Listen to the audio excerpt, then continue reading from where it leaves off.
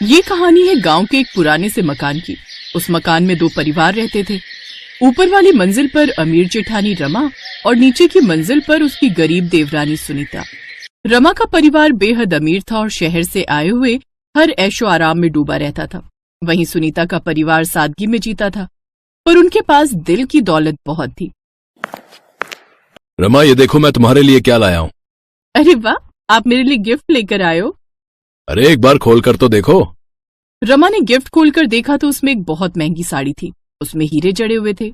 अरे वाह, इसमें तो हीरे जड़े हुए हैं। ये साड़ी आप कहाँ से लेकर आए हैं?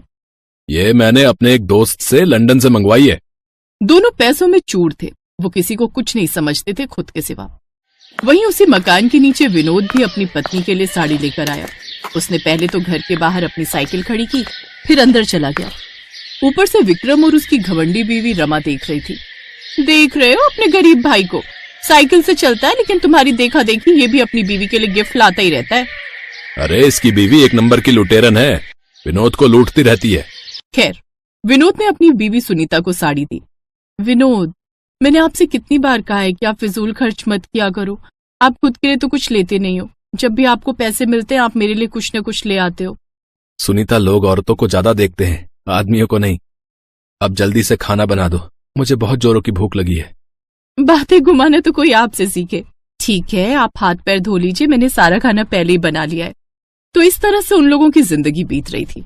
फिर एक दिन रमा के घर कुछ शहर के खास मेहमान आने वाले थे। उसके पति ने बड़े बड़े शहर के लोगों को अपने घर बुलाया था। रमा का घर महंगी फर्नीचर और सजावट से भरा पड़ा था। रमा, किसी चीज की भी कमी नहीं होनी चाहिए।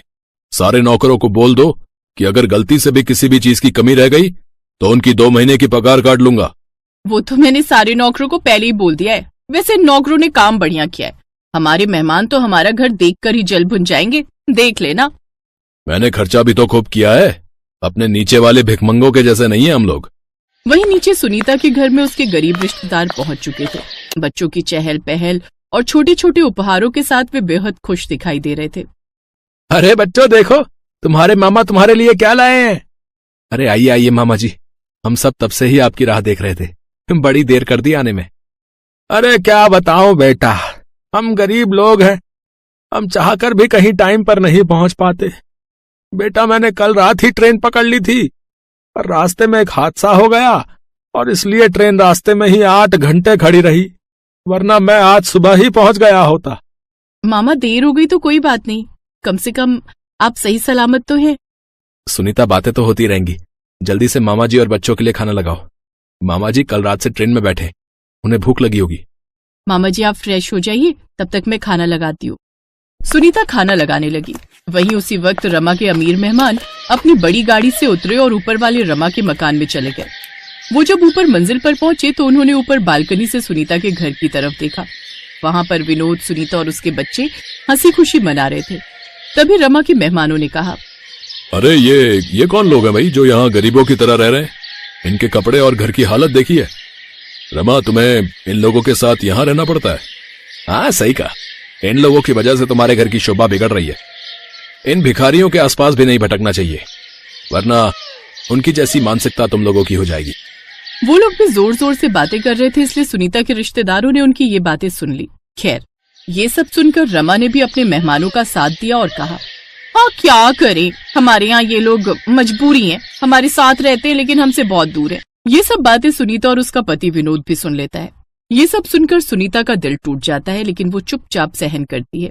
उसके गरीब रिश्तेदार उसे समझाते हैं, सुनीता मत सोचो इन बातों को, बड़े लोग हमेशा छोटे लोगों का मजाक उड़ाते हैं। हमें हमारी मेहनत पर भरोसा रखना चाहिए, एक दिन भगवान जरूर न्याय करेंगे।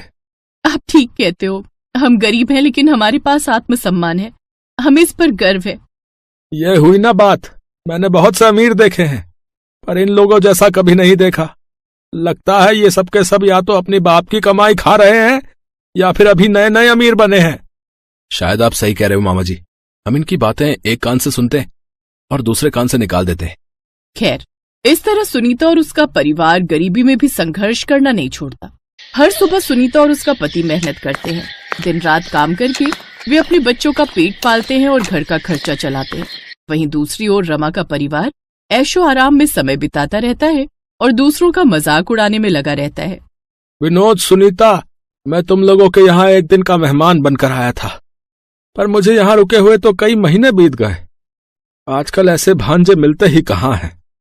अगर मेरे ऊपर इतनी बड़ी समस्या ना आती तो मैं यहाँ इतने दिन रुककर तुम लोगों पर कभी बोझ ना बनता। ये आप कैसी बहकी बहकी बातें कर रहे हैं मामा? मामा, इस घर में कोई बुजुर्ग नहीं था। कम से कम आपके यहाँ रहने से बुजुर्गों का साया तो हमारे सर पर है। वहीं दूसरी तरफ अमीर रमा और विक्रम के घर पर उसके अमीर मेहमान उस दिन से उनके घर में ही रुके हुए थे। उन्होंने धोखे से विक्रम की कंपनी को बर्बाद कर डाला और उन्हीं से पैसे लेकर अपनी नई कंपनी खोल ली। रमा के पति को बिजनेस में भारी नुकसान हो गया। उनकी सारी संपत्ति जब्त कर ली गई। ये जो लोग नए नए अमीर बनते हैं ना, इन्हें बिल्कुल अकल नहीं होती। अपनी अमीरी का दिखावा करने के चक्कर में अपना सारा कीमती सामान, कितना बैंक बैलेंस है, सब कुछ बता दिया। अब ये लोग भुगतेंगे और हम चलाएंगे अपनी कंपनी। बिल्कुल सही कहा। अब चुपचाप यहां से निकल लेते हैं। बेचारे ऊपर वाले नीचे रहने वाले हर गरीब का मजाक उड़ाया करते थे। अब दुनिया इनकी गरीबी का मजाक उठाएगी। चलो।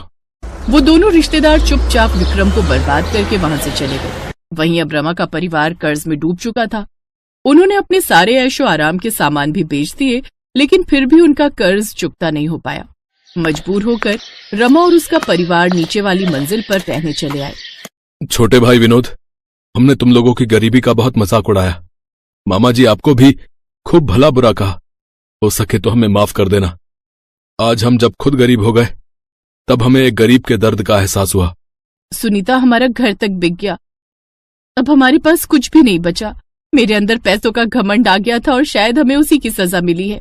अगर आप लोग हमारे गरीब खाने में रह सके तो आइए। हमारा घर भले ही छोटा है पर हमारा दिल बहुत बड़ा है। हाँ भैया, जो हुआ उसे जाने दीजिए।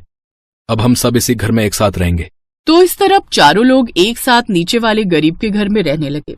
दूसरी ओर सुनीता का परिवार अब अपनी मेहनत से धीरे धीरे सफलता की ओर बढ़ रहा था। उनका छोटा सा काम अब एक बड़ी दुकान में बदल गया था। सुनीता और उसके पति की मेहनत रंग लाई थी। अब उनके पास खुद का अच्छा खासा घर था और वे गांव में इज्जत से जी रहे थे। मामा जी, अगर आपने हमारी पैसों से मदद ना की होती तो आज हम इस मुकाम पर ना होते। बेटा, ये सब तुम्हारी और सुनीता की लगन और मेहनत का नतीजा है। इधर अब रमा समझ चुकी थी कि उसने कितनी बड़ी गलती की थी। उसे एहसास हुआ कि उसने अपनी देवरानी के साथ कितना बुरा व्यवहार किया था। एक दिन वो अपनी गलती का पश्चाताप करने के लिए सुनीता के पास गई और हाथ जोड़कर माफी मांगते हुए बोली, सुनीता, मुझे माफ कर दो। मैंने तुम्हें और तुम्हारे मेहमानों का बहुत अपमान किया। उस समय मुझे अपनी दौलत पर बहुत घमंड था, पर अब समझ में आया कि असली दौलत आत्मसम्मान और मेहनत होती है। रमा दीदी, आपको माफी मांगने की कोई जरूरत नहीं है। हालात कभी भी बदल सकते हैं। मेहनत और इज्जत से जीना ही असली दौलत है। हम सभी एक ही परिवार हैं। रमा का परिवार अब गरीब हो चुका था और वही लोग जिनका वे कभी मजाक उड़ाते थे अब उनकी मदद के लिए आगे आए। गांव वालों ने भी रमा का मजाक उड़ाया, लेकिन सुनीता और उसके पति ने रमा के परिवार को सहारा दिया। रमा के अमीर मेहमानों ने उन्हें ही चूना लगा दिया। वहीं गरीब सुनीता के मेहमान ने उनकी मदद की और साथ दिया।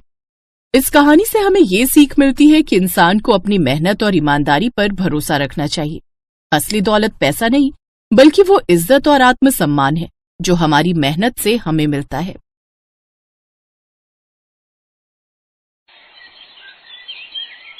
सुनिए ना, अब राहुल के लिए लड़की देखना शुरू कर दो। अब वो कमाता भी है और उसकी शादी की उम्र भी हो गई है। तुम ठीक कहती हो पायल, लेकिन सच कहूं तो मुझे ऑफिस के काम से फुर्सत ही नहीं, तो ये काम मैं तुम्हें ही सौंपता हूँ। इतनी बड़ी जिम्मेदारी आप मुझे क्यों दे रहे हैं? माँ बाबा के जाने के बाद जब तुमने इस घर की सारी जिम्मेदारियां इतने अच्छे से संभाल ली, तो फिर ये क्यों नहीं? भैया बिल्कुल ठीक कह रहे हैं भाभी। और वैसे भी हम दोनों ने सारा दिन काम के चक्कर में बाहर ही रहना है।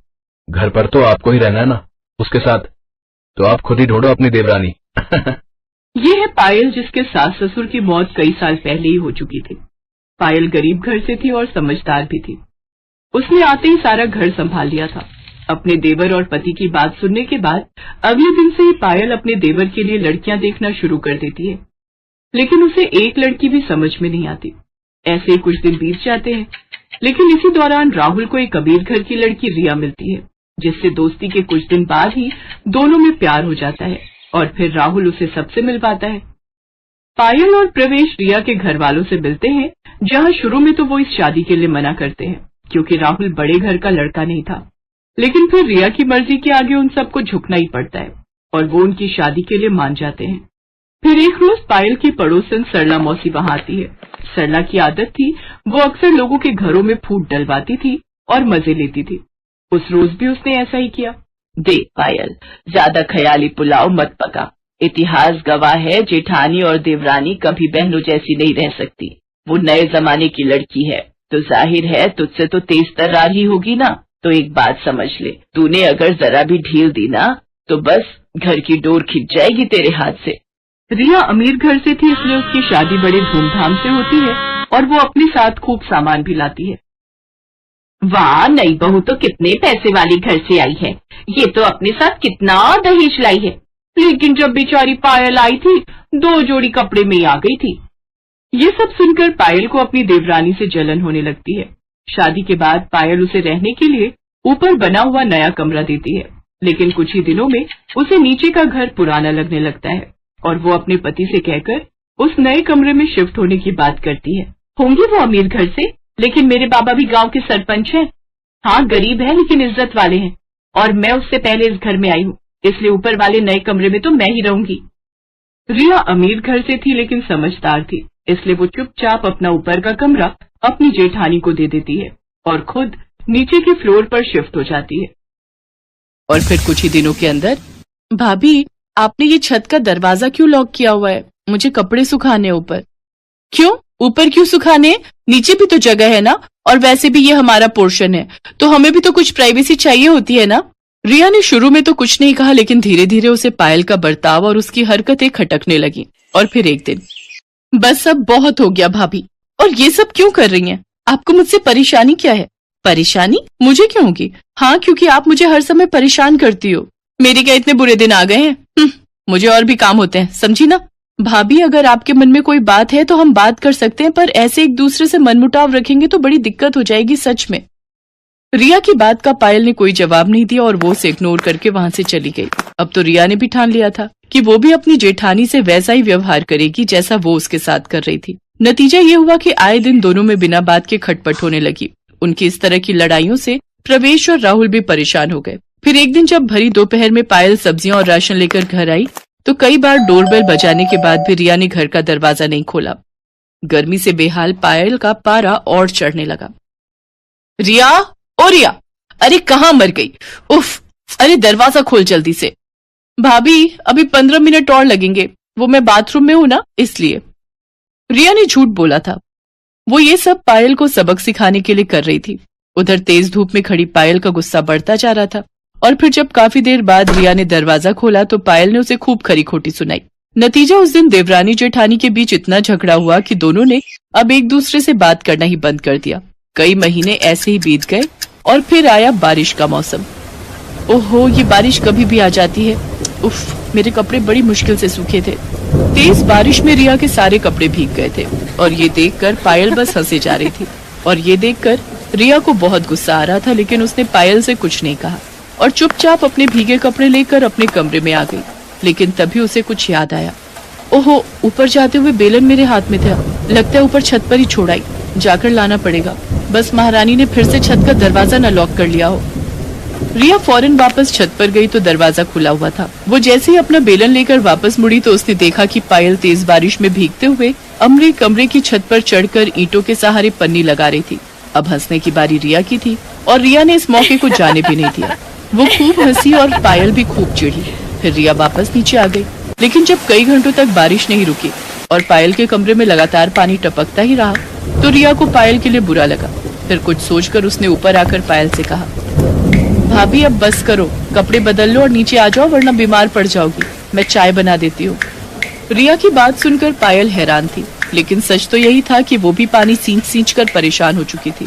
वो फौरन कपड़े बदल कर नीचे गई तो रिया ने उसे गर्मा गर्म चाय पकड़ा दी। दोनों साथ बैठकर चाय पी रही थी, लेकिन आपस में कुछ बोल नहीं रही थी। तभी राहुल और प्रवेश भी घर आ गए। वो दोनों रिया और पायल को एक साथ चाय पीते देख हैरान भी थे और खुश भी। दूसरी तरफ बारिश लगातार हो रही थी। नतीजा ये हुआ कि रात के वक्त पूरे मोहल्ले में बाढ़ आ गई और नीचे होने की वजह से रिया और राहुल के कमरे में रात के वक्त पानी भरने लगा। रिया, राहुल, ऊपर आ जाओ, जल्दी करो, नीचे पानी बढ़ रहा है। राहुल और रिया कुछ संकोच के साथ ऊपर चले आए। फिर पूरे 2 दिनों तक रिया और राहुल ऊपर वाले कमरे में पायल और प्रवेश के साथ ही रहे। ये पहली बार था जब रिया और पायल एक साथ रहे थे और पहली बार ही उन्हें एक दूसरे को अच्छे से जानने का मौका भी मिला था। बातों ही बातों में पता चला कि असल में सरला मौसी तो रिया को भी पायल के खिलाफ भड़का रही थी। अब जाकर पायल को अपनी गलती समझ आई। फिर एक दिन, अब अरे तुम दोनों एक साथ? हाँ मौसी, क्यों? नहीं नहीं, मैं तो बस ऐसे ही पूछ रही थी। ये लो मौसी, प्रसाद खाओ। हम दोनों साथ में मंदिर गए थे। सच में माता रानी ने हमारी आंखें खोल दी। सिर्फ आंखें नहीं, माता रानी ने तो हमारे कान भी खोल दिए ना भाभी। रिया की इस बात पर दोनों जोर जोर से हंसने लगी, लेकिन सामने खड़ी सरला की सूरत बस देखने लगी।